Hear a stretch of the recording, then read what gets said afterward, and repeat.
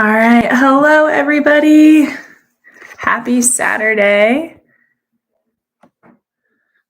I know it's a little bit late. It's 9 p.m. my time, but I wanted to go live to answer some questions about the upcoming AP Lang exam because I've been going live as frequently as I can.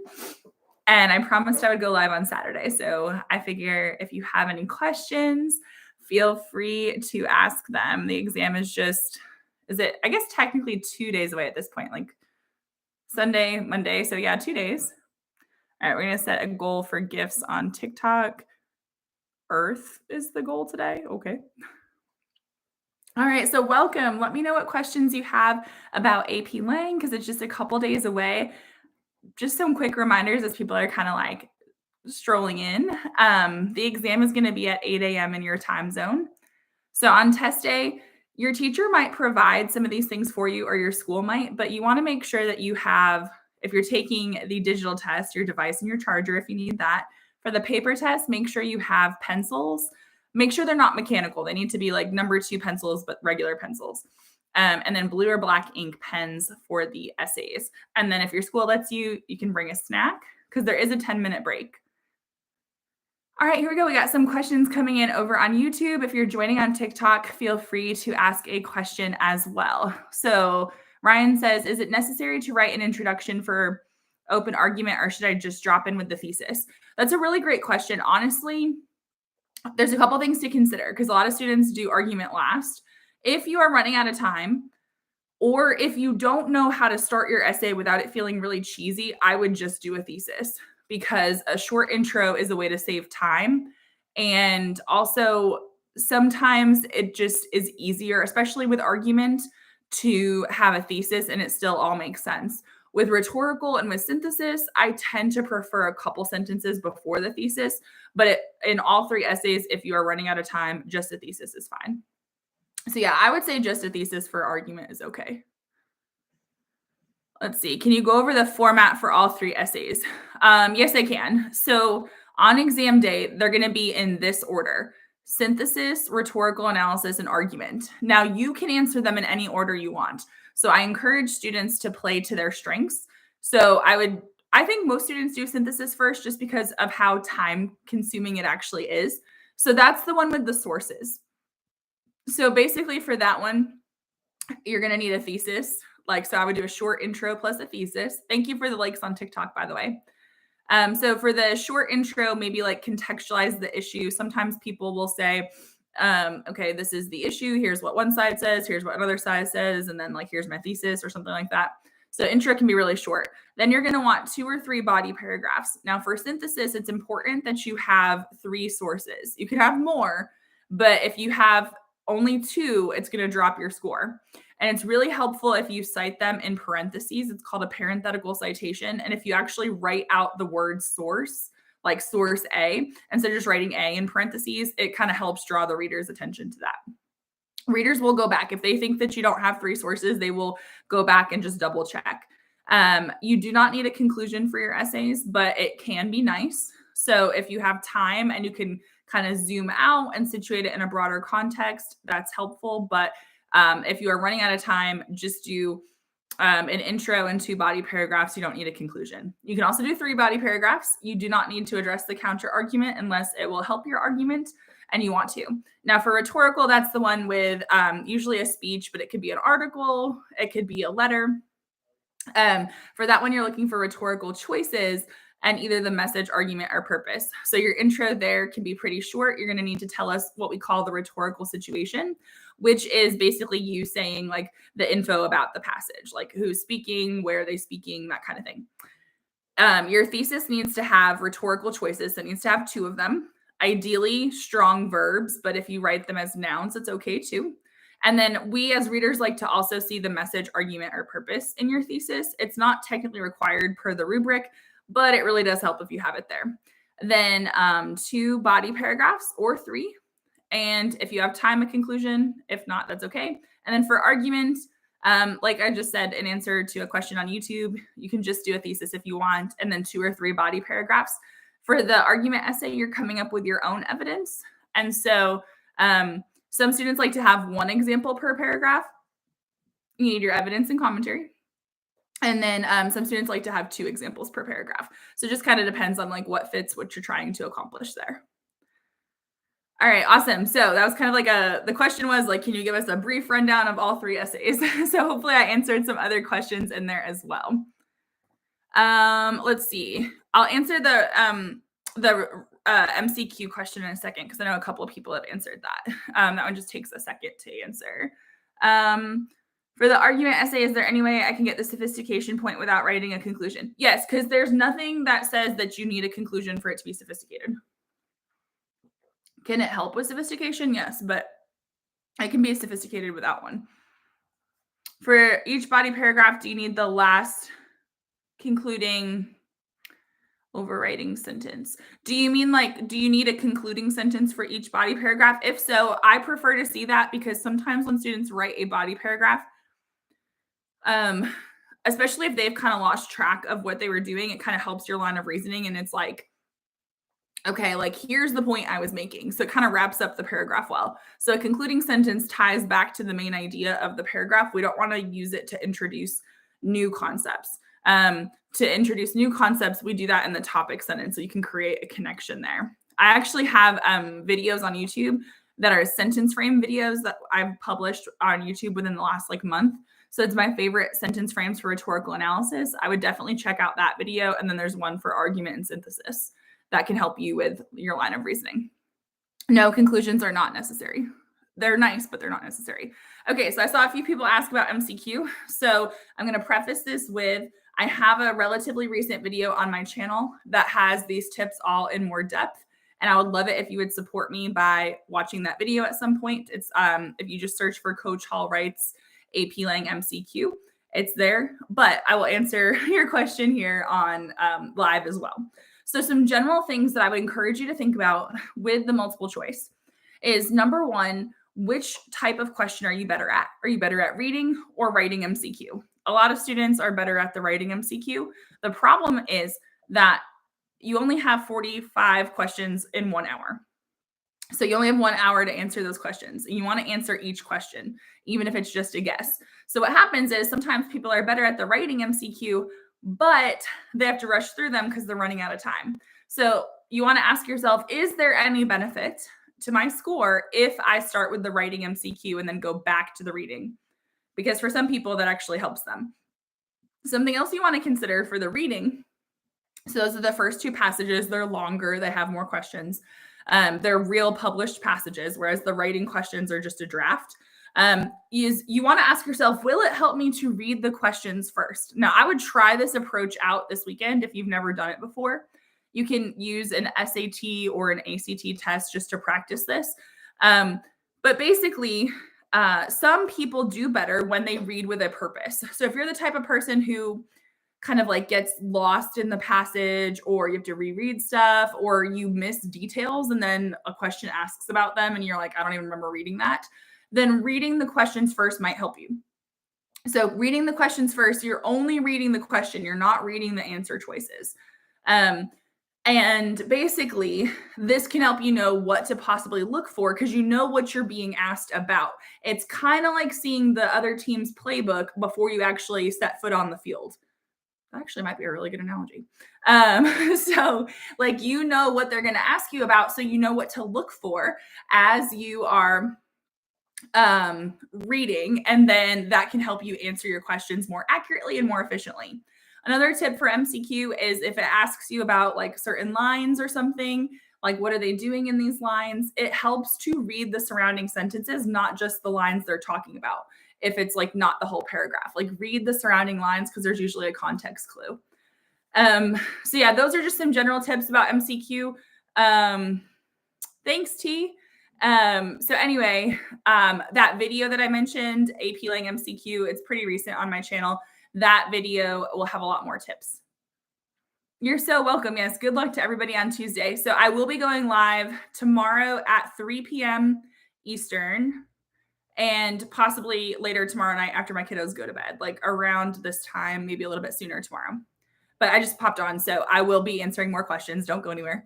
But I just wanted to let everybody know in case you're like, in case it's late for you, or in case you wanted to hop on tomorrow. And then Monday, at, let's see, 7 p.m. Eastern. I will be going live on Tim Freitas's channel, The Garden of English. I'm going to try to, like, since it'll be on his YouTube channel, I'm going to try to record it on TikTok as well, like kind of turn my camera so y'all can hopefully see and hear both of us. I don't know if it's going to work. And if it does work, I don't know if it's going to be helpful or just super annoying, but that way I can kind of go live for both of them and you can hear him as well. If it doesn't work, I will go live later that night, the night before the exam. Oh, you're so welcome. Yes. And I have lots of videos if you need to study in between. There are 4 years worth of videos on YouTube and about 2 years worth of videos on TikTok. Okay, let's see. So question from YouTube. Do you have any specific tactics to get the sophistication point? So the most common way that kids earn the sophistication point in my observation, and I've had other readers kind of support this as well, is you get your test results in July, by the way, is this like idea of a broader context. So for rhetorical analysis, it's like really analyzing the choices in relation to the rhetorical situation. For synthesis and argument, it's kind of answering like why this topic is really important. Oh, thank you so much. It's like why this topic is really important, thinking about like the implications for society and like short-term and long-term effects, things like that. So that's one way. For rhetorical analysis, a second way is analyzing the tension or the complexity. So the tension could be like tension between like the speaker and the audience. So if there's like a tense relationship between them in some way, like a parent-child relationship or like somebody writing to their superior or something. So 2 examples of that you may have come across in Lang. If you read the Abigail Adams prompt where she's writing a letter to her son, John Quincy, I would say that one has kind of a tense relationship because she's basically saying, hey, like I told you to go on this trip and you didn't want to. That's kind of tense. And then another example would be the Gandhi prompt when Gandhi has to write to Lord Irwin and is basically like, hey, so I'm going to give you an opportunity to fix this. Otherwise, we're going to march. That kind of thing. Like I would say it's a little tense there too. The third way, and this goes for all prompts, is vivid and descriptive style. And I think this is the hardest, but if you are good at creative writing, you might like this approach. So remember that you can make rhetorical choices. So you can make meaningful repetition. You can offer a meaningful anecdote. I have a student who does this quite well. I don't know if she's on this live, but I think she was on one of my previous lives earlier this week. She starts some of her Q3 essays with a relevant personal anecdote, and then that builds into her thesis. There's a prompt that does this, the Exploring the Unknown prompt. There's a sample essay that does this. The person talks about, it's online. It's like a College Board essay. They talk about like a ropes course and exploring the unknown. So it's like this anecdote, and then it leads into their essay. So that might be something that you could try. Another way to help your style is using semicolons, colons, and dashes, especially colons and dashes. If you can use them correctly, and don't do a ton of them, but use them meaningfully, that can really help. I have videos on my YouTube channel. They're really short about how to use colons, semicolons, and dashes if you're looking for a little clarity. And then lastly, to improve your style, add adjectives and adverbs. So like, for instance, instead of saying like in a rhetorical analysis, he says, okay, that's super plain. Say something like he boldly asserts, or he logically claims, or something like that. I'm not saying doing that alone is going to get you the sophistication point, but it can help. It can at least help the quality of your writing. All right, so let's answer some questions over here on TikTok. Are intros and conclusions necessary? A full intro is not necessary, but you should have a thesis as like within your intro. Conclusions are not necessary. Depending on the prompt, do you think qualifying on synthesis is better? Yeah, it can lead to a more nuanced argument. I think you're right. It does depend on the prompt. Our teacher said if our essays aren't 2+, we're guaranteed to get less than a 4. Is that true? No, not guaranteed, but I do think your teacher's right that I did tell my students this. Wow, that sounded really Southern. Sorry. Not that there's anything wrong with Southern, but I told my students I expect, regardless of their handwriting size, that they will do at least 1 page front and back. And I really want them onto that second page. because sometimes when students write shorter essays, you just look at it and you just kind of naturally know there's not enough evidence and commentary here. Now, we still read it, we still look at it to evaluate it, but it's very hard to write a strong essay if it's not a couple pages. So I do think there's truth to what your teacher is saying, but it's not like guaranteed. It's just highly likely that it wouldn't score super well.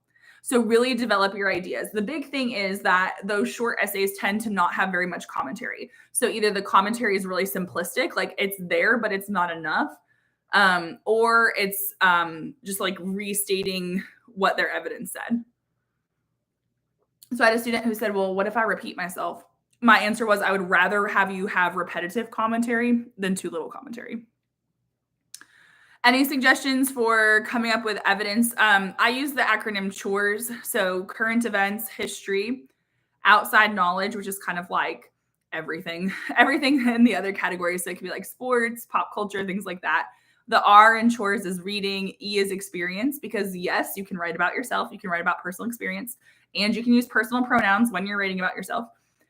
And then the S is science. So you don't have to come up with evidence from all those categories, but those are some ideas to get you started. Play to your strengths. If the prompt, like if you were to read it and the first thing that pops to mind is the TV show Cheer on Netflix, and you can give me specific evidence and commentary about it, go for it. I know that's probably not a super sophisticated example, but I would rather have you write about, if you're like this diehard Cheer fan, I would rather have you write about that than try to tell me about, like, I don't know, some historical figure that you barely know about, that you just kind of heard about in history class. Because I would rather have you be more specific. I was thinking about it the other day, and like, and this might just show you the things I like to watch on TV, but like, if I had to write about certain prompts, like the first thing that comes to mind might be dance moms. Now, is that the greatest thing to write about? No, but could I write an essay about dance moms? Yes, I could. There's another show that I was thinking about the other day where I was like, I could write about that. So what I'm trying to tell you is this: don't put pressure on yourself to sound super smart. If you are taking APUSH and you just studied for that exam on Friday, yeah, it was Friday. So yesterday, maybe like try to incorporate historical evidence if it's relevant. Think about personal experience and know they don't fact check you. So like if you make it up, they're not going to know. Just make sure it's believable. But I've read some really compelling stories where students wrote about themselves. And then so lean into what you know well.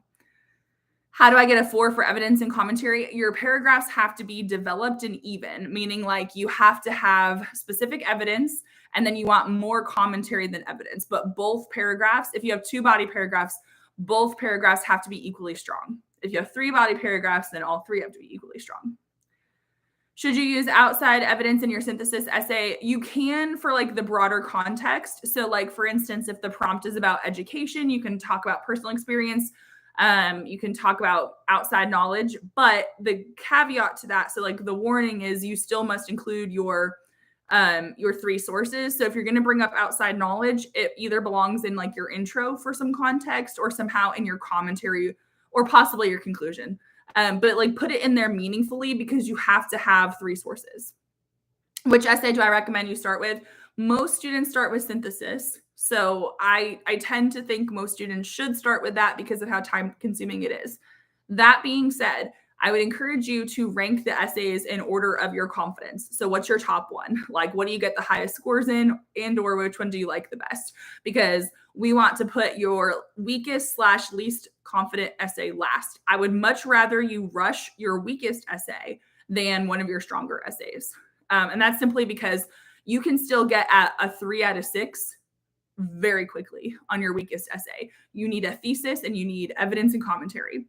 So put your weakest essay last. Should we directly mention the device or use it in verb tense? Preferably verb tense. As far as what are the most common rhetorical choices or devices, I have a video on this, but it's kind of old. It's from COVID, like so 2020. The most common ones are probably repetition, comparison, contrast. So comparison can be allusion. Technically, it could be metaphor, which isn't super common, but they have had some with metaphors. Word choice and tone are in everything. So remember, word choice creates tone. Anecdotes, so like a little story, can be common. If you're not sure if it's an anecdote, you could also call it an example. Let's see. Trying to think of others that are common. The appeals, logos, ethos, and pathos, those are created by choices. So we don't want to have our whole paragraph about logos. In fact, we don't even want to call it logos. We want to say logic. For emotion, tell us which emotion. Don't just say they appeal to emotion, because that doesn't tell me anything. Because I could tell you right now, FDR appealed to emotion. You have no idea which emotion, do you? So, but if I said FDR appeals to patriotism, well, that's more specific, right? So common emotions would be patriotism, fear, nostalgia, things like that. So if we see an emotional appeal, it's probably because of the word choice or the detail. So instead of saying imagery, because it's nonfiction, it usually sounds better if you talk about the detail. So if they're talking about something really descriptive, you could say they describe it or they detail it. And then with ethos, it's credibility. We see this a lot with them using anecdotes. If it's like a personal story, or personal pronouns, if they're repeating I a lot, they might be trying to appeal to credibility.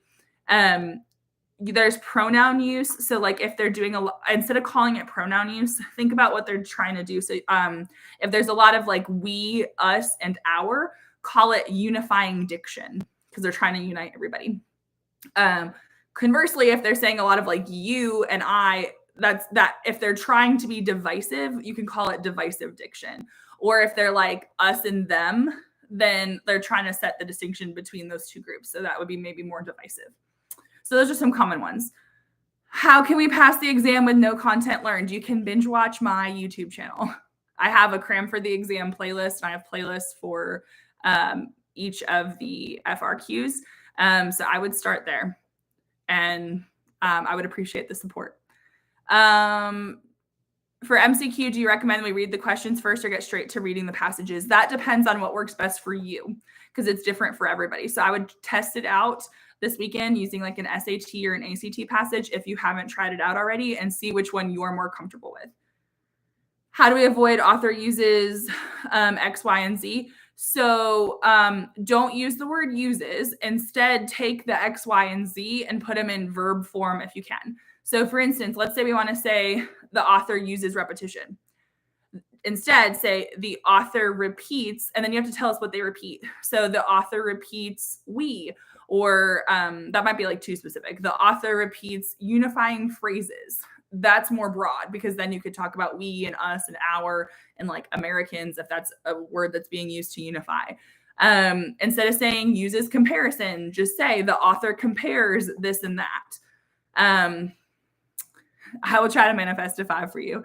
So yeah, you can use the verbs. I have a video on YouTube about rhetorical choices. That's kind of current. It's from like a year ago. And in that video, we talk about how to take common devices and turn them into verbs. That's going to help you get away from the word uses. Do not worry about rhetorical fallacies or logical fallacies, in my opinion, because they're not tested. I don't even teach them, if I'm being honest. I know some teachers do. Okay, so questions on YouTube. What effect do anecdotes have? It kind of depends. You're right that it could be nostalgia, but sometimes the anecdotes are meant to arouse like patriotism or sympathy. So you just really got to ask yourself, like, why are they telling this story? Because it's going to be connected to their purpose. Because you got to remember, these choices are made to achieve a purpose or convey a message. So like if they're telling a story, then ask yourself, why are they telling that story? What do they hope to achieve? Many of my peers tell me that we shouldn't use personal experiences for the argumentative. What do you suggest if my head is empty? So you can use evidence from like current events, history. You can use personal examples.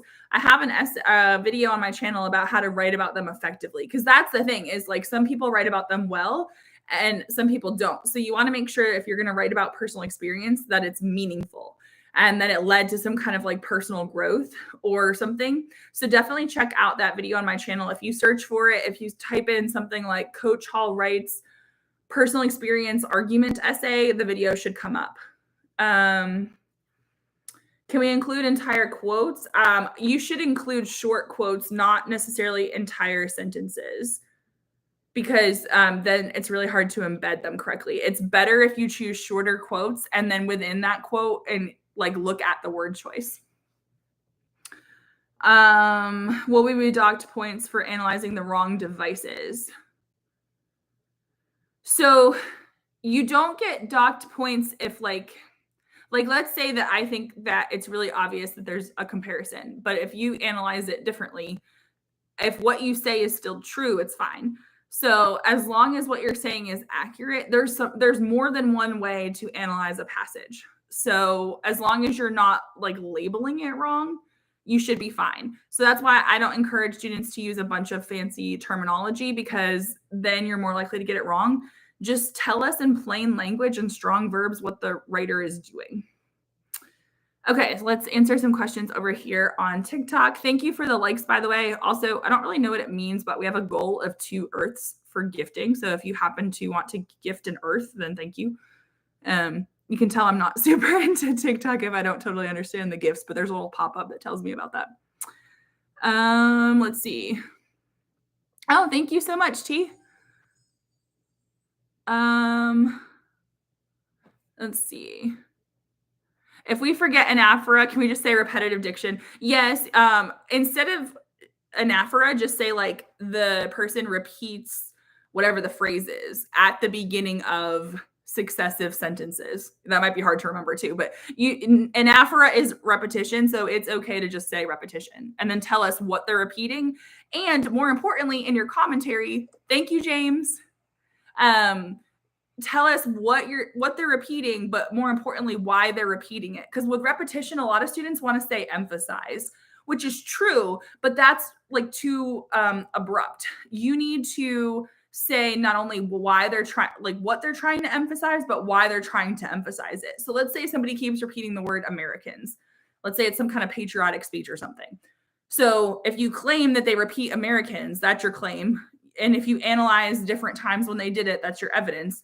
But your commentary needs to be, why are they repeating this? Well, if they're repeating it and they're repeating the word Americans, maybe the idea is they're trying to unify the crowd. Okay, why are they trying to do that? Well, what are they speaking about?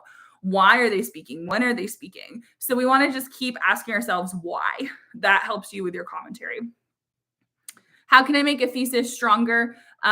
For argument and synthesis, a counter argument thesis, like the ones that start with like although this and then flip it, or while, those are stronger. For rhetorical analysis, try not to say uses and then a noun, try to use strong verbs and include the, sorry, it told me to reset the goal. So there we go. I would say do message, argument, or purpose. Okay, question about fallacies. Can we use fallacies to our advantage? I would probably stay away from them just because I feel like that could go wrong very quickly. My teacher said we shouldn't have a counterclaim in the synthesis. You're not required to. Only include a counter argument if you think it's actually going to help your argument. Okay, question about getting better at reading passages. So one way to possibly get better is to try reading the questions first. If you've never tried that, you can do that with an SAT or ACT passage this weekend and see if it helps your speed or your accuracy. Something else to consider is like, if you, let's say you encounter a passage and you're like, I have no clue what this passage is. Don't get hung up on words that you don't know. Just keep going and look at the verbs, because if you can figure out the verbs, that helps you make more sense of the sentences, and that's a good way to get started. The other thing is ask yourself, what is the passage about? So what's the topic? Then ask yourself, how does the writer feel about that? Because tone is the writer's attitude toward the subject. So even if you don't know for sure, you could probably know, is it positive or is it negative? Because their word choice will probably tell you that. So that can at least help you make sense of a super hard passage. Is having a counterclaim enough for sophistication? No. And I say that because I can tell you I've read plenty of essays that have a counterclaim that were not sophisticated at all. Do you lose points if you lie on your specific evidence and argumentative? No, not if they don't know you're lying. So like they can't fact check you. So as long as it's believable, it's fine. Tips for MCQ. I have a whole video about this on YouTube that I would love for you to check out because it goes into that in more detail. Main things would be prioritize the questions that you're better at. So if you're better at the writing MCQ, you might want to start there, especially if you find that you rush at the end.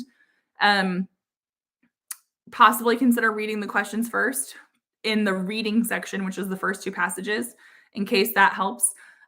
Read surrounding sentences to make sure that you're getting the context clues. Use process of elimination for the answer choices. So get rid of the ones that you know are definitely wrong. Remember that it can take a single word and that makes the whole answer wrong. So if it's partially correct, like half of it is true and half of the answer choice is not true, it's wrong. Don't try to justify it. Don't think you just misread the passage. And lastly, remember that each question for multiple choice is worth 1 point each. So we don't want to spend too long on any one particular question because the hardest question on the test is worth 1 point and so is the easiest. What's a good example of a rhetorical analysis thesis? If you go to my YouTube channel, I have videos on that. That would be a lot easier for you to kind of see it written out than it would be for me to just say it. So I appreciate your question. I'm not trying to blow you off. If I refer you to a YouTube video of mine, and I do have a lot of these videos on TikTok too, but my playlists are not up to date, so it would be a little bit harder. I'm not trying to like dodge your question. It's just some of these questions are hard to answer in a live form, and it would really help me and you if you go to my YouTube channel for some of these. Best way to restructure rhetorical analysis. What do you mean by restructure? So you want to analyze a passage chronologically. So think about what they're doing in the beginning, the middle, and the end, or like first half, second half. Because if you jump around with your analysis, it really makes it harder for you to have a strong line of reasoning. So a line of reasoning is a logical progression of ideas. When you read a passage, they put thought into the structure. So you want to make sure that you're following their line of reasoning. And when you jump around, then it's harder to follow your essay as well. Hey, Tom, how are you? All right, let's answer a question over here on YouTube. When I quote from a passage or an article, do I have to cite like using the last name? So for synthesis, you do have to include citations. For rhetorical analysis, you don't. And with synthesis, it's usually better, instead of calling it like source A, it's usually better to say something like, according to a 2017 study from the Pew Research Center. Like you want to give the original source's credentials if you can. Any tips for nerves on test day? A couple things. I'm trying to think. Positive self-talk is one. And I say that because I think a lot of times, and I probably did this in high school too. I knew I did it in sports for sure. Is I would like, if something went wrong or if it got really hard in the beginning, I would be like, well, I'm doomed. Or like, I hear students say that too.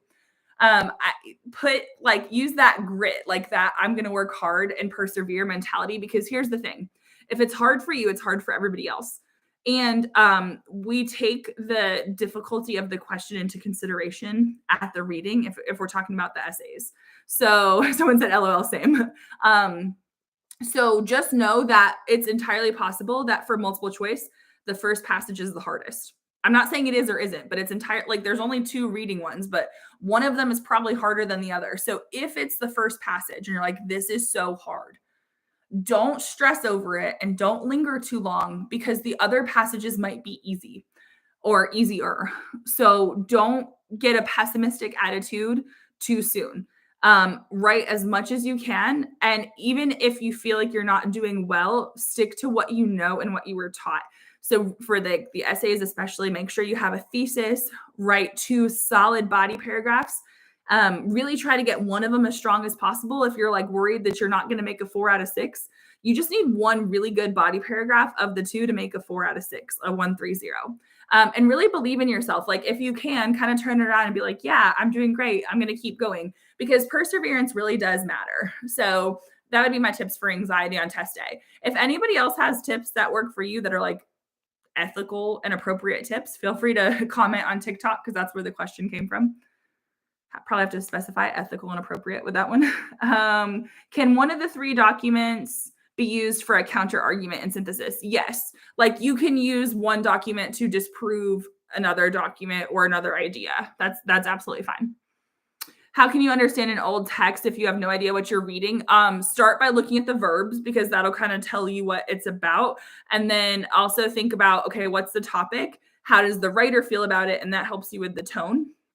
And then also take it sentence by sentence because sometimes for old passages, you almost have to like translate them. So it takes a little bit longer, but like read a sentence or two and be like, okay, what did they just say? Like do comprehension checks sooner. Any advice on jumping from a 3 to a 4 on evidence and commentary? So usually if you're at a 3 trying to get it to a 4, one of your body paragraphs is solid and the other is slightly inconsistent. So you just want to make the inconsistent one more consistent, usually stronger commentary. How do you suggest we handle 3 exams?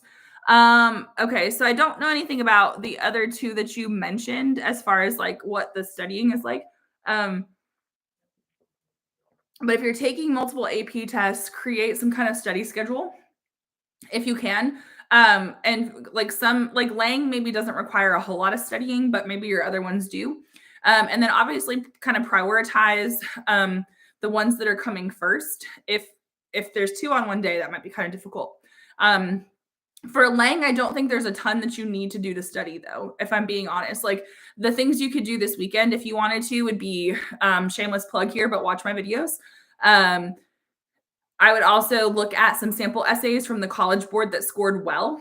And I would encourage you to read those essays because that kind of helps you understand, okay, this is what readers are looking for and that kind of thing. If you're worried about question 3 and not having enough evidence, I might watch a documentary or listen to a podcast or a TED Talk or something, or just pick a couple famous historical figures you want to learn about. But there really isn't anything you need to do to like cram or study.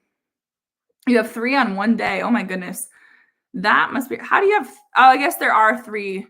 At our school, we only have like a possibility of like 2 on one day because of what we offer. What's the best way to practice MCQ? At this point, I would use released SAT or ACT tests.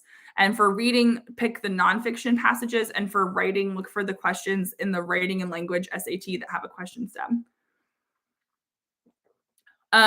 What do you suggest we should do to study? Okay, so I would I kind of just said this, so I'm going to just repeat it a little bit. I would read release tests from the or essays from the College Board.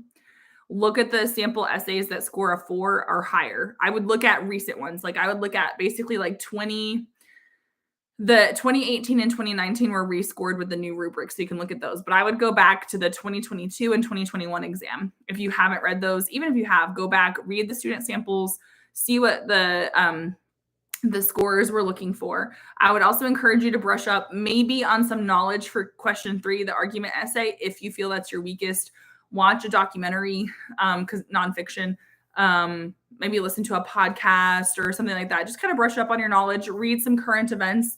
I think someone had asked a question earlier about current events. Some websites that can be helpful are the flipside.io and the donut.co, because they basically take current events and then like give you different perspectives, different articles that have like different points of view or bias, if you will. As someone asked earlier, like what current events should we know about? It's hard to say because I don't know what the prompt is. And so if I tell you a bunch of current events to look into, then like they may or may not be helpful. But so I would just choose ones that you are interested in. Let's see. How do we have a conversation between sources for synthesis? So one tip is to put 2 sources in one paragraph. So either because they have similar views or like someone asked earlier, you could technically put 2 together because they are opposite each other. So you could use them for like a counterclaim and rebuttal. What can I say for commentary? So it depends on which essay, but you really want to be explaining the evidence. So like if it is an example, like an argument, if you're talking about a specific person, tell us how they prove your thesis. Like what lesson do we learn from them? What do they show us? If it's rhetorical analysis, you really want to talk about why they made that choice for that audience on that occasion. What should we use for our evidence? Which essay? Because it kind of depends. What's the main difference between commentary and line of reasoning? So commentary is part of your line of reasoning. Line of reasoning is a logical progression of ideas. So your line of reasoning includes like your thesis, your evidence, your commentary. They all work together to create a line of reasoning. But commentary specifically is when you explain the significance of your evidence. It's your analysis. It's like your own interpretation or ideas. Let's see. I think I saw the question. Something about how much do we use for each body paragraph? You want probably at least like 3 sentences of commentary for each piece of evidence. If I had to put a total on it, 3 to 5. Most people can't do 5. It's hard. I would say like three sentences of evidence or 3 sentences of commentary for each piece of evidence if possible. If you only have 2 body paragraphs, how many total pieces of evidence do you need? It depends on which essay. For synthesis, I like to see topic sentence, evidence, commentary, concluding sentence. Same thing for rhetorical analysis. You can also do that for argument, but some people only do 1 example, like 1 evidence, and then a lot more commentary for argument. And that's just because sometimes they can't think of 2 examples to put together. All right, awesome. Thank you for the likes on TikTok. We already made the Earth goal once, so if anyone wants to gift an Earth, that would be great. Let's see. From YouTube, do you need opinion on your commentary or straight factual statements? It depends on which essay you're talking about, but the commentary is not necessarily like opinion. It's more like analysis. In order to get a 4, how many MCQ correct do we need to aim for? It depends on what your essay scores are, but I would say probably if you're shooting for a 4, you probably want around 30 correct on multiple choice. But again, it depends on your essay scores. So in the 30 to like 35 range, you should be really solid if you're trying to get a 4 composite. But again, it depends on your essays. Let's see. I think I answered the question about commentary. When we get our AP scores, will we be able to see what scores we got for each essay? Unfortunately, no. I wish you could. Even teachers, we don't get to see that. We get to see like class averages for certain things, but we don't get to see it. So what you're going to get is you're going to get a composite score, which is a number 1 through 5. So you're just going to know, did you get a 3, a 4, a 5, that kind of thing. So no, you don't get your essay scores. I wish you did, but you don't. My teacher said you're not supposed to build your argument based on the sources. Is that true? Technically, yes, in the sense that like we want to see you have voice. The sources are supposed to support your argument. Now, that being said, if it's a topic you've never heard of before or are not familiar with, then definitely look at the sources to see which argument makes the most sense for you to argue. But like the sources are supposed to support what you're saying. They're not supposed to be like the center of your argument, if that makes sense. What suggestions do you have to write more commentary? Use the word because. A lot of times students don't push their commentary far enough. So keep asking yourself why and like use the word because or since, or maybe even as, depending on the sentence. Use verbs like highlights, illustrates, basically anything that means shows, but try not to use shows. Emphasizes, underscores, which means emphasizes. That's a good one. Things like that. You're welcome. Can you quote in the essays? How do we cite? So you can quote in synthesis and rhetorical analysis. In fact, you should. For synthesis, it's better to do a parenthetical citation because you need to cite 3 sources. For rhetorical analysis, they do not require a citation. If you want to see how to cite, search for Coach Hall writes how to cite for synthesis essays, and I have at least 2 videos that'll pop up. One is going to be a shorter video and one is a longer video. They have similar info in them. I basically like made a video and forgot I made it, and then I made a new video and it was longer, so I put both up. Rhetorically accurate verbs. Yes. So juxtaposes, assimilates, repeat. I don't know about assimilates. That might have been a typo. But repeats, yes. So you want to have like rhetorically accurate verbs in your rhetorical analysis essay. So you want to have verbs like acknowledges, justifies, things like that.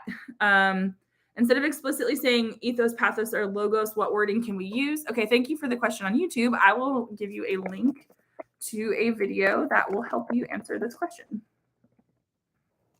Basically, you want to, instead of saying logos, you want to say like appeals to logic, or better yet, you want to talk about the choice that they're making in order to create that appeal. Click on this video. Hopefully it doesn't. Let's see. So yeah, so hopefully this is right. So I'll put the link in the chat on YouTube because that's where the question came from. Okay, that's the Google link, so that might not be the best one. Hold on.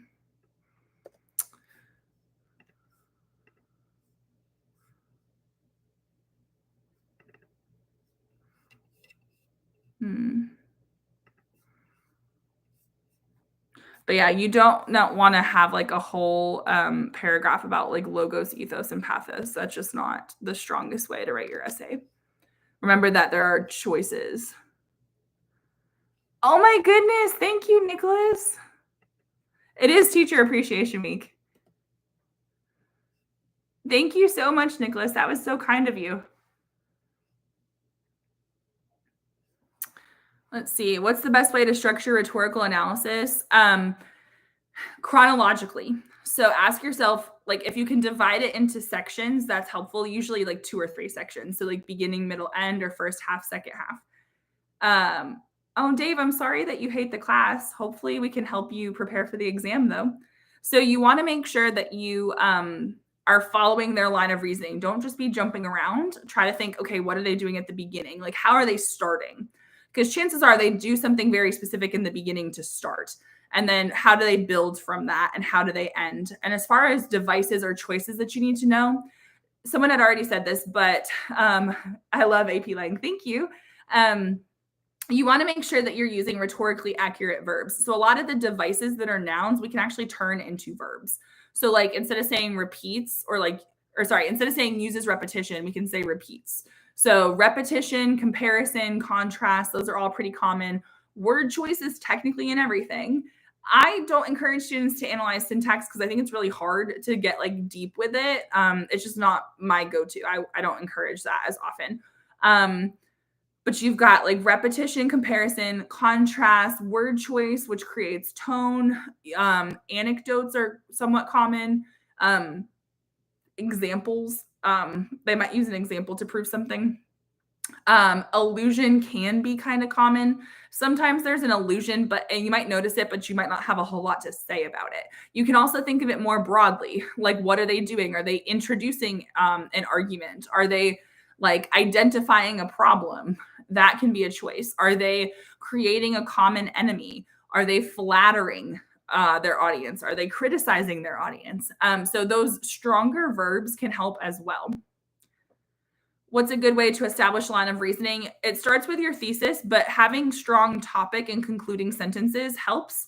And also having good transition words in your essay. So try to have, regardless of which type of essay you're doing, try to have transition words within your paragraph, and then use your topic sentences for body paragraph 2 and body paragraph 3 if you're doing a third one, to connect your ideas into transition as well.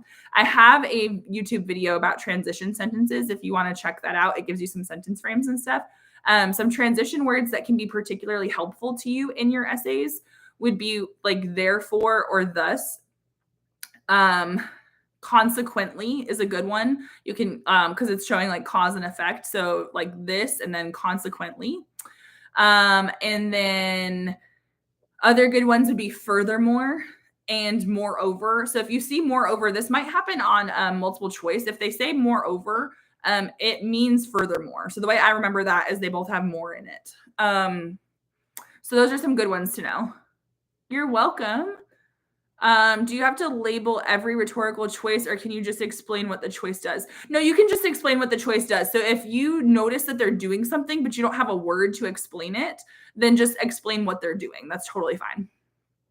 Should all paragraphs start with a topic sentence? All body paragraphs should, yes. Because you have to make a claim. So yes, all body paragraphs should have a topic sentence.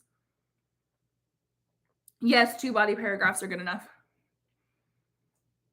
You're so welcome for the advice. Thank you for watching. If you're watching on YouTube, it would help if you like the Q&A, if you would give it a thumbs up. And if you are watching on TikTok, feel free to tap your screen a couple times to give this some likes. Thank you to those who shared it as well. I really appreciate that.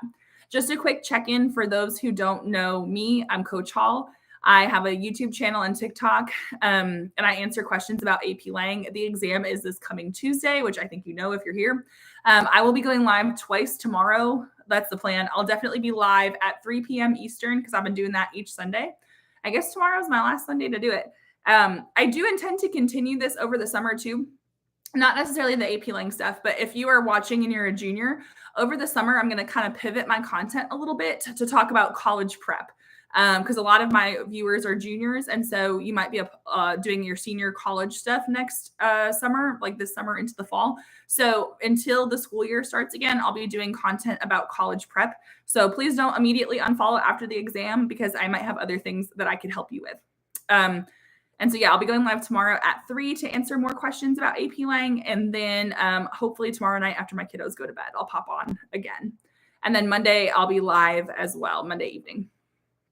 I would go live the morning of the test, but I don't think that's very practical for any of us. What are the easiest ways to get sophistication?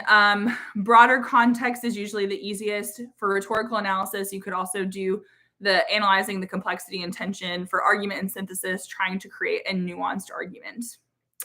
The least likely way to get it is vivid and descriptive style, just because I feel like we haven't totally figured that one out yet. But if you're going for that, you can make rhetorical choices. Like, for instance, I was telling earlier that I have a student who tends to start some of her, not every essay, but some of her argument essays, she starts with an anecdote that and has this very descriptive opening, and then it builds to her thesis. And she doesn't always get sophistication, but it does help. You have to keep it going though. The rest of the essay has to be good. And then having higher level word choice and using colons and dashes and things like that correctly, that can help your style as well. How many answer choices are there for each MCQ? There are 5. So it's more than the SAT and the ACT. So it's going to be A, B, C, D, E. The good news with that is that there's usually at least 2, if not 3, that you can immediately rule out because they're just not accurate to the passage, or they're just literally not answering the question. They're just wrong. So try to use process of elimination on MCQ to get it down to 2. Yeah, I hate it when there's 5. The good news is though that if you're struggling, each question's only worth 1 point. So the hardest question on the exam for MCQ and the easiest are worth the same. So don't stress over any one particular question. What happens if we can't find any devices? Okay, terribly worst case scenario, you notice nothing. Talk about their word choice and tone. Maybe an appeal if you need to.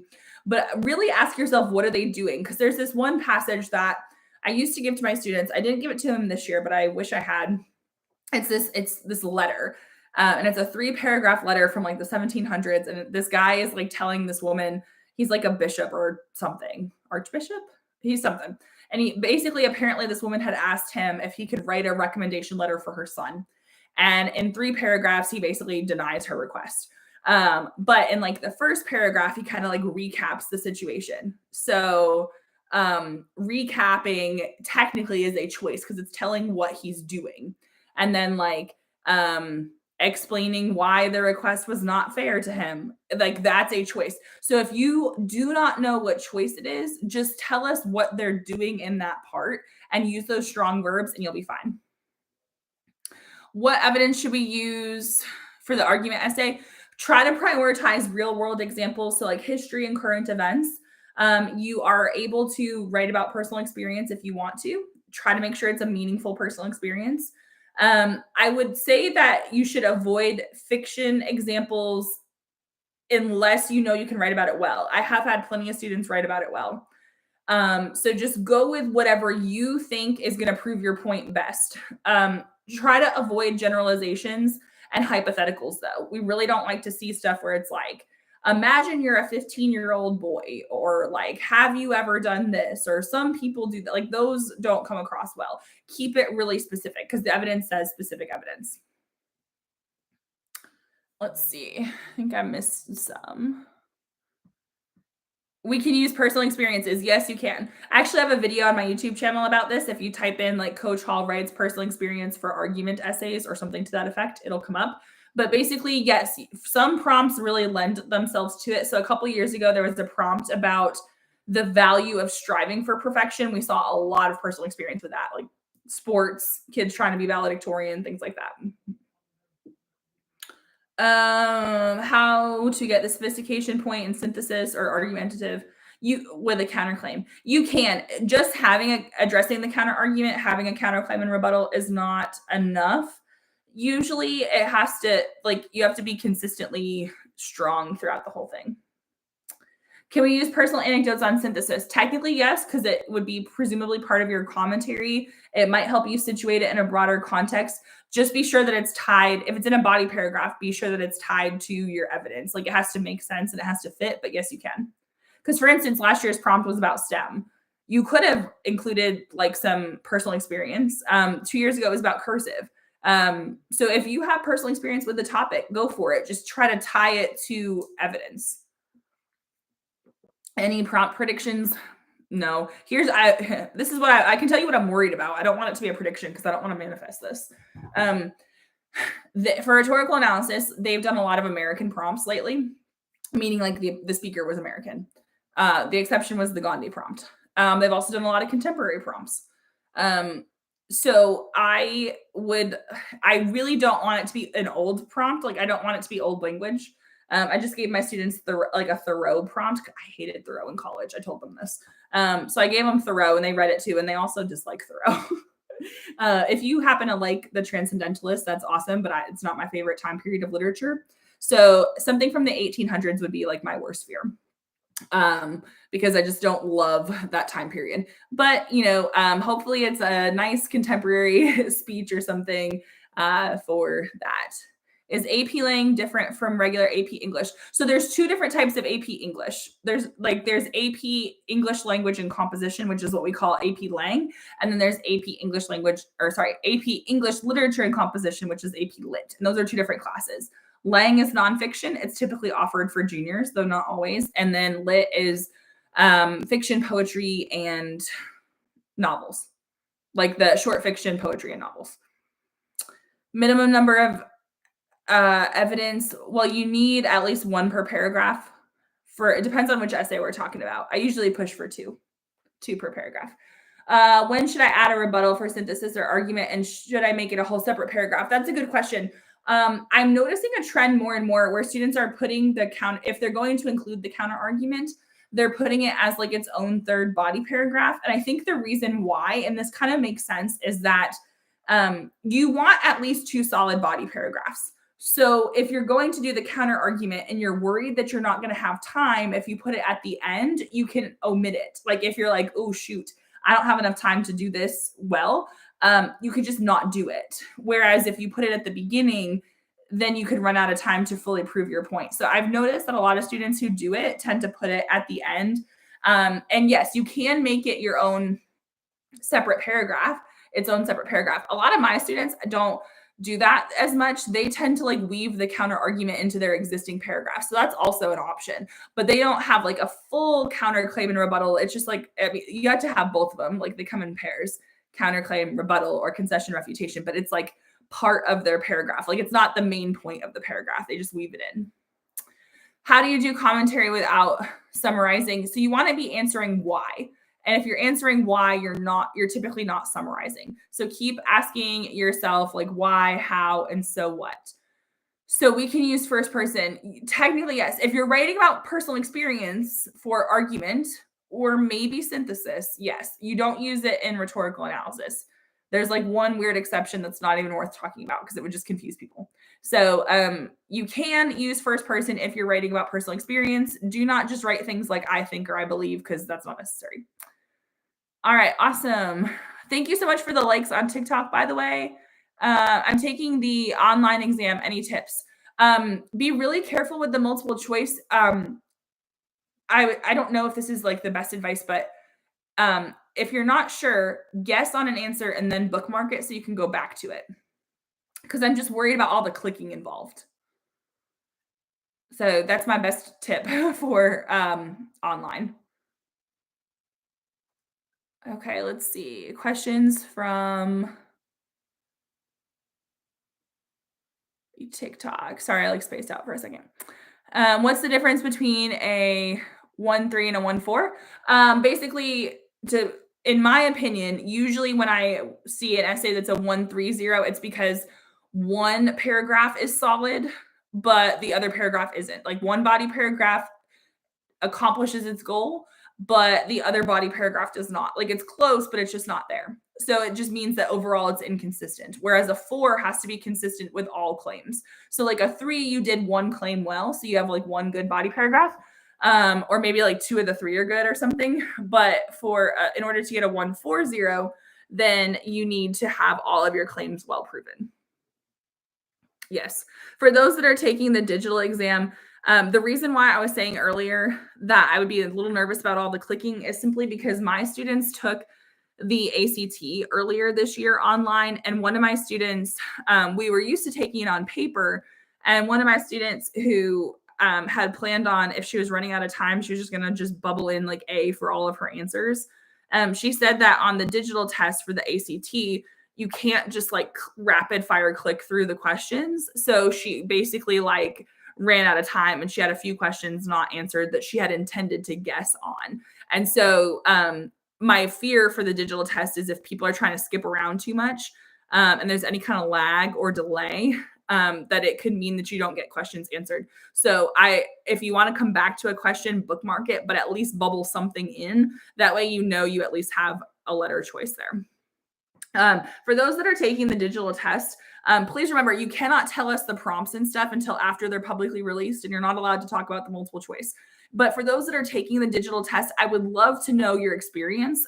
Just like good, bad, like tell students next year to do this, because a lot of students asked about digital test tips, but I don't really have any because we haven't done it this way. So if you take the digital test and you have practical advice for next year, please reach out to me and let me know so I can pass that on to students. Thank you so much. Someone said I'm in college now. Let me tell you, Coach Hall saved me. Thank you, Tyler. Let's see. How can I create an outline? So you want to, in my opinion, you want to know what your thesis is. You don't have to write your whole thesis, but just kind of like bullet point it, I guess. And I tell my students to plan their main ideas. So you need to know, okay, body paragraph 1, this is my main idea. Body paragraph 2, this is my main idea. For synthesis, I think you should at least plan which sources you're going to use to help you remember that you're going to need at least 3. Because sometimes it's easy to forget one. Also, if you happen to have any really good ideas about evidence or commentary, specifically commentary, as you're planning, write it down. Like even if it's not a full sentence, just write down like a quick like bullet point of it because it's hard to remember under pressure. And I say that because I had to take tests in grad school. And the first test I took, I had this, whatever it was, I had this great idea. I don't know what it was, but it was whatever the prompt was. I was like, oh, I could write about this. And then I got to that point in my essay and I was like, wait, what was that really good idea I had? And I couldn't remember and I started to panic. So the next time I took a test, I had a good idea and I wrote it down on my planning paper and I just circled it. And then when I got to that point in my essay, I saw the note, which jogged my memory. And I knew I didn't have to panic because I had a note about it. So make sure that if you have good ideas, don't assume you're going to remember them. Just write them down. Someone said, glad to know I'm not the only one.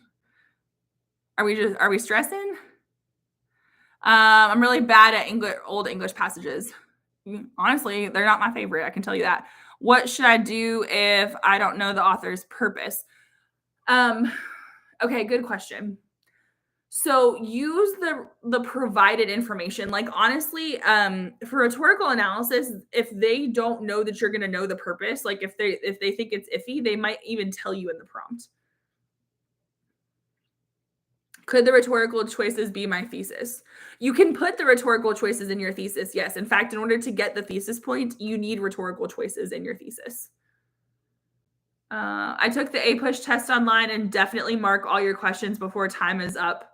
So, and don't leave to guess on them. Okay, good. So thank you for for saying that, because that was my fear, is that like people would somehow like not be able to click quickly enough. How many sources should I have in each paragraph? Ideally 2, just kind of that's my personal preference. But if you're talking about synthesis, I try to have students put 2 per paragraph. Okay, there's a question about AP readers. Do AP readers pay close attention and consider spelling? No, they don't. And here's why. It does say in one of the bullet points to try to spell correctly and use good grammar. But number 1, it's a rough draft. Okay, so even the best English teachers would probably have a mistake, either grammar, spelling, whatever, myself included. Like there are some typos in my videos that I just didn't catch. So like you're human, it's okay. Also, quite frankly, when I started teaching, I would correct all my students' spelling mistakes. Like I just, it was habit. I thought that's what I was supposed to do as an English teacher. And then I realized I had a student who I was correcting her spelling on like everything. And she did not have a diagnosis for dyslexia, but I am pretty confident that she has some form of it. And I realized that I was wasting my time because I was so focused on her spelling that I wasn't giving her comments on her content. And she had wonderful essays. She just happened to spell does, D-O-S-E, which is dose instead of does. And quite frankly, she's human and it's okay. So I say this to say that AP readers are not like checking your grammar and taking off points for it. But that student, and she doesn't know that she helped me realize this, but through being her teacher, it changed my perspective because she was one of my top students and her spelling was not very good. And she still got a 4 composite on her exam that year. So I would say that it's a little bit unfair to ask people who are writing an essay that they on a topic they've never seen in 40 minutes. It's a little unfair to expect them to be perfect at spelling and grammar. I have such lousy grammar sometimes. That's okay. It should not affect your score. If we can read it, actually, handwriting is a bigger pet peeve for AP readers than spelling and grammar. Try to write neatly if you can. I know it doesn't have to be perfect, but try to make sure it's readable. Are Barron's questions harder? They can be. I've had a lot of students say that Barron's is harder. Like there's just something about the Barron's test that's kind of like off.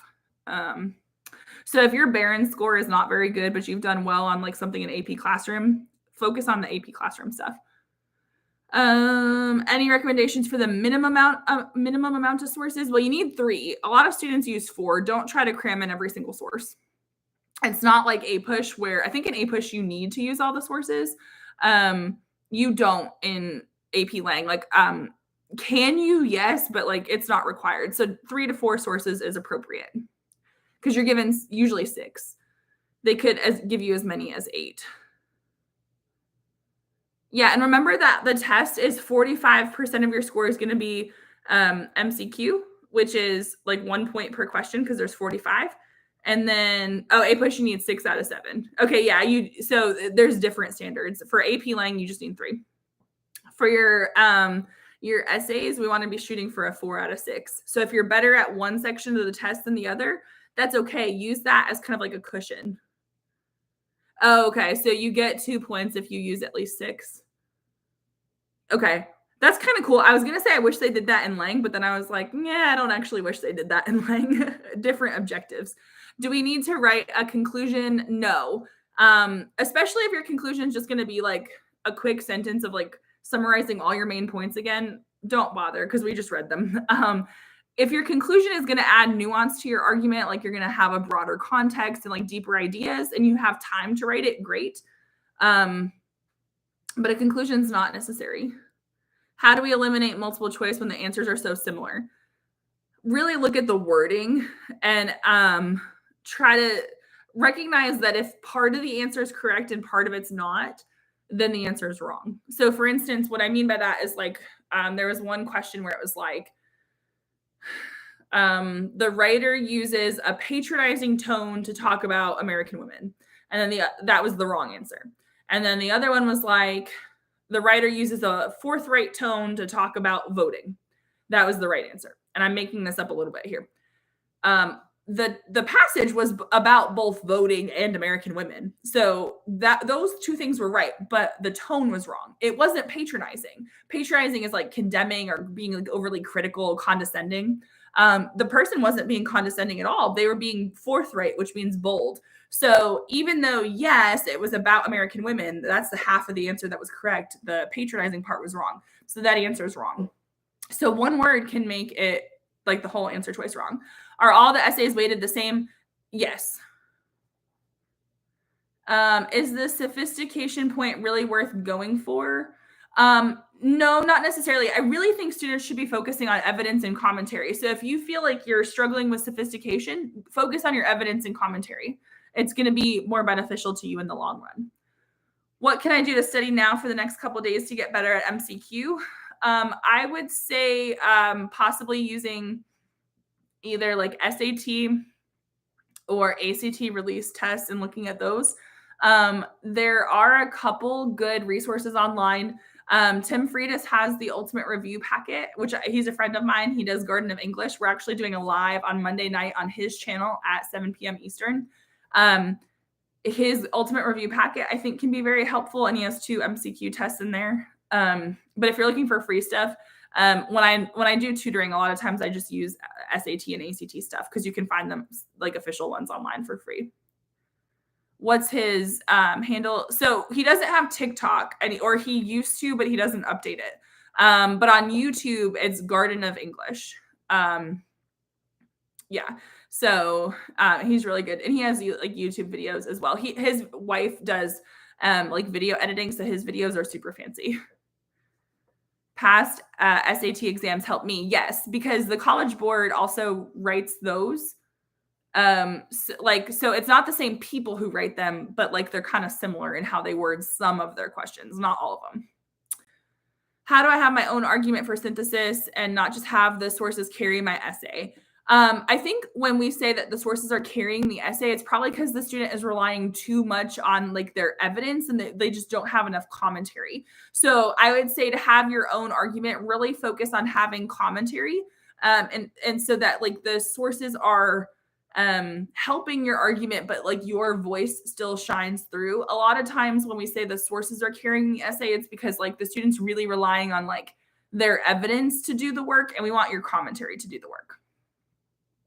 Yes, someone brought up a good point. Thank you, Annabeth. There's exams on AP Classroom. So if you need more multiple choice practice and your teacher can open up those tests on AP Classroom, those are probably the best thing to use. I just know that not everybody has access to that. But if you have access to AP Classroom, unfortunately, you as a student can't just unlock them, but your teacher can. Now, I don't know if it's worth you doing it Monday night before the Tuesday exam, though, but those are definitely some of the best practice. What should the layout be for a synthesis paragraph? So generally speaking, we want to have a topic sentence, which is your claim, then evidence. So that can be a couple sentences if needed, with a citation, commentary. So 3-ish sentences of commentary, let's say. And then ideally another layer of evidence and commentary and a concluding sentence. That's kind of the formula that my students use. How do we write a line of reasoning? So the line of reasoning has a few different parts. You need to have a strong thesis. So that's going to be the central argument of your essay. Usually it's in your intro. And then your line of reasoning is also supported by your evidence and commentary. So your evidence and commentary need to clearly prove your thesis. You can also help your line of reasoning by having a good topic sentence for each paragraph, each body paragraph, because that's going to tell you the claim, the main idea. So it's telling the person, hey, this is what I'm trying to prove. It also really helps if you have transition words or phrases in your paragraphs or between your paragraphs. And when I say between your paragraphs, I mean using your topic sentences to transition. If you struggle with topic sentences, I do have a video on that has some sentence frames to help.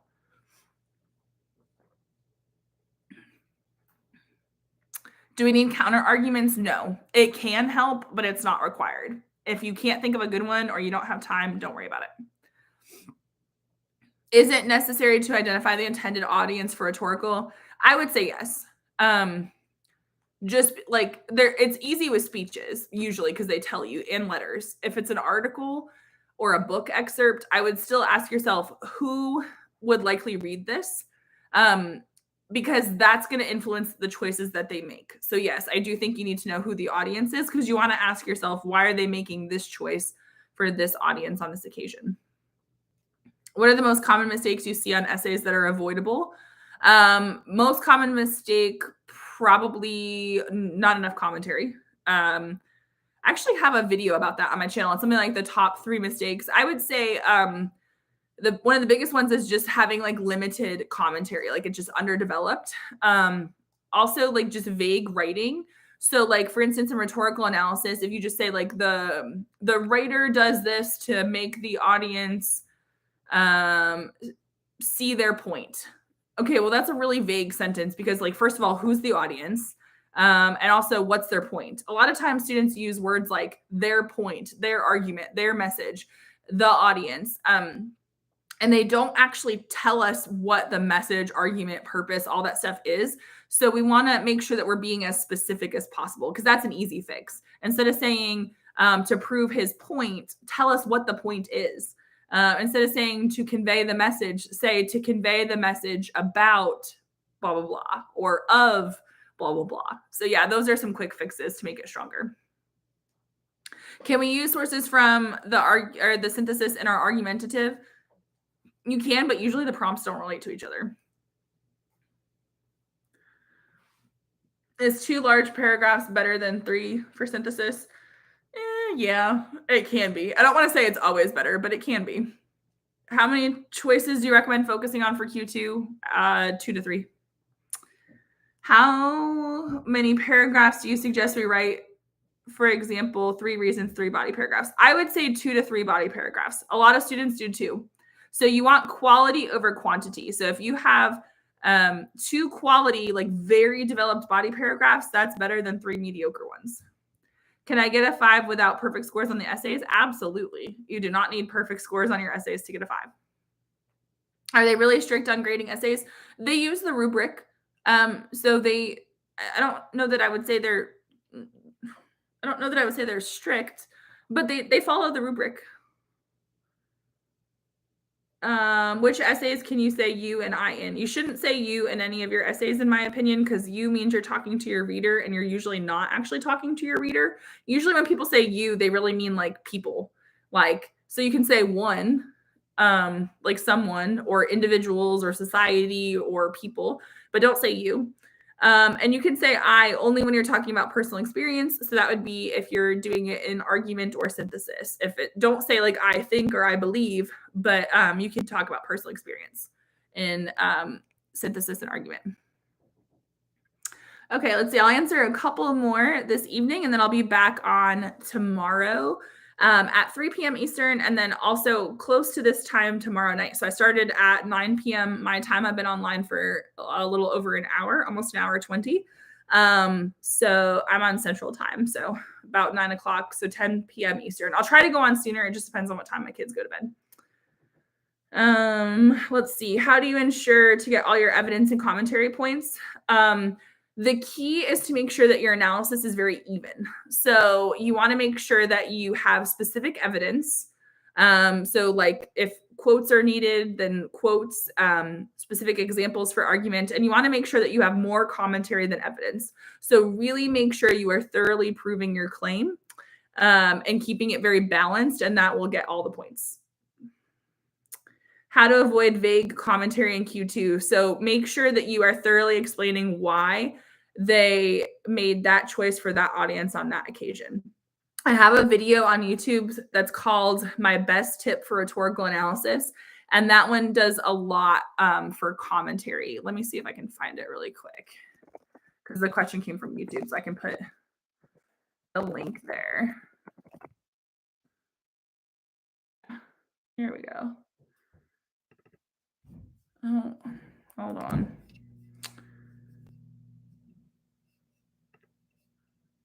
Okay, so on YouTube, for whomever just asked about commentary on Q2, this video might help. Okay, let's see. I'll answer let's do 3 more from TikTok, 3 more from YouTube. So in case you're wondering, like TikTok is in front of me and YouTube is slightly over here. So if I'm looking off in a weird direction, that's why. Okay. If we don't plan on writing a conclusion paragraph, would you write a concluding sentence in the last body? Yes, because it does help make your essay end kind of smoothly. So yes. Do you think history can be used as evidence most of the time in argument essays? Yes. The only one where it would be a little bit hard would be the overrated prompt from a few years ago because you had to pick one thing that was overrated. So I didn't see a lot of people using history for that. But for other recent prompts, yes, you could use history. You don't have to, but a lot of people did. Okay, that was 2. The 5 out of 6 on rhetorical analysis, I kind of just answered that because we were talking about how you have to have very specific evidence from the text and then very thorough commentary that's very even. So you need, like, if you're going to do 2 body paragraphs, they both have to be well developed and very even, plenty of commentary, both equally good. But that's why I would check out that video, my best tip for rhetorical analysis, because it kind of explains how to improve your commentary to hopefully get all those points. Let's see. Oh, thank you so much, Ella, for sharing the live. Let's see. Which essay do you think should be written first? Most students write synthesis first just because it's the most time consuming. So if you think you need to do synthesis first because of that, I would say do that one. But then for the other 2, I would say choose the one that you're stronger at. And if you're equally strong at both, then kind of skim the prompt, not the passage, but kind of look, okay, this one's about a speech about this, and this one's I'm writing about this, and figure out which one's better. Because we want to put our weakest essay last, in my opinion, because I would rather have students rush through their weakest essay, because you can still get a decent score, than having you rush through your strongest essay. Okay, awesome. So that was 3 questions from TikTok. Let me answer 3 from YouTube. So spelling and grammar are typically not going to impact your score, so don't stress about that. Will we always have to argue for or against something on synthesis? Kind of. So there's sort of like 2 types of prompts. There's factors prompts where they say, like, what factors should we consider, which means, like, what should people think about? And so you're still arguing because you're like, people should think about this and this, like location, size, environmental impact, medical, like the human impact or something. So they haven't done the factors prompt since 2019. That was the wind farm prompt. So they might bring that up again. But the other ones that in previous years have sort of been more just like an argumentative style synthesis where it's like, develop a position on the value of this or like the role of this topic. So you still need an argument regardless. Would you recommend doing an outline for the essays? Yes. I do think you should do a quick outline just so you know what you're doing. It helps to have your points already in advance. Okay, so Sabin, I don't know how to pronounce your name, but I don't know if your question is intended to be funny, a genuine question, which if so, I think the answer is probably obvious. Or if your question's intended to be rude. If it's intended to be rude, please leave the chat because rude comments are not welcome.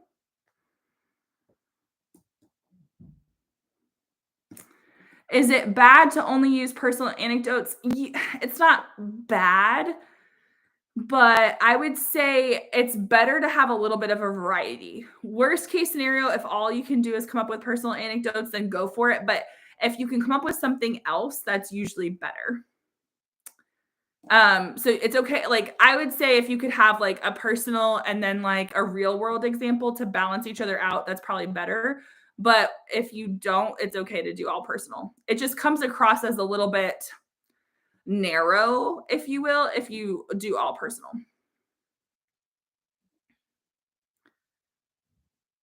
Thank you so much, Danielle. Well, Danielle's mint flavored gum. That's your, I really appreciate it. Tell your teacher I said thank you as well.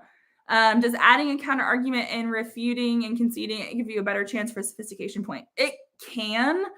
Like, if it's actually well done and like nuanced, it can. I've seen so many people attempt it, like by including a counterclaim and rebuttal or concession and refutation, and it just like it maybe helped like their evidence and commentary, I suppose, but it didn't necessarily automatically give them sophistication. So I don't want people to just assume, oh, like I have to put a counter argument in. No, you don't have to. Only do it if you have time and it's going to help your essay. All right, awesome. I don't see any more questions on YouTube or TikTok. I think I got caught up, sort of. Let's see. Um, awesome. Thank you. Yeah, I hope the videos are detailed. I hope they're like clear and reasonably concise. Any advice for coming up with examples? So what I have my students do before the exam is I have them make a list of topics that they know well. So like 3 to 5 historical figures they could write about well, 3 to 5 current events they could write about well, 3 to 5 personal experiences they could write about well. And you get the idea. So just coming up with like things in advance that like maybe you could write about kind of helps, because then sometimes it takes the pressure off on exam day. Like we don't know the prompt, but if you're like, oh yeah, I could write about this person and it would fit this prompt, it might help.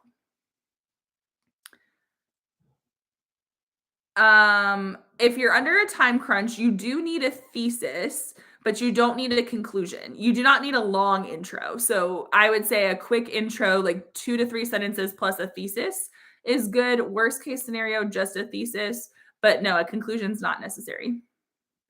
Do you need to include specific dates or years?